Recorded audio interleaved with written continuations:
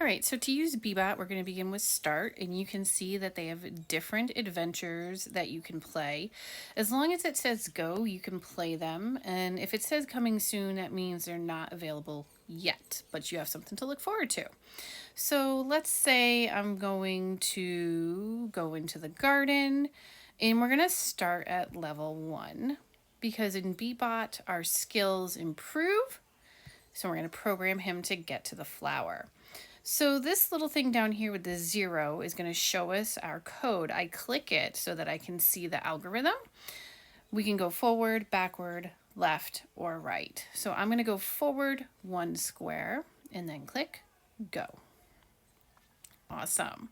Now, one of the things you're going to notice is that it does get a little bit more difficult. So I'm going to pop up that 0 so I can see my algorithm. I'm counting my squares, 1, 2, 3 to the flower. So 1, 2, 3 forward. Now I'm going to click go.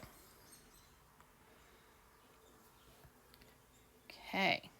I'm going to do one more level, popping that up again so I can see my algorithm. I'm going to go 1, 2 forward.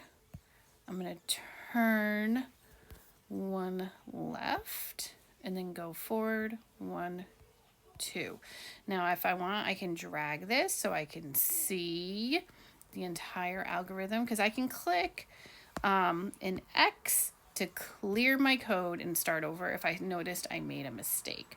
So I'm going to go forward 2, turn left 1, and then go forward 2. All right. I hope you have lots of fun.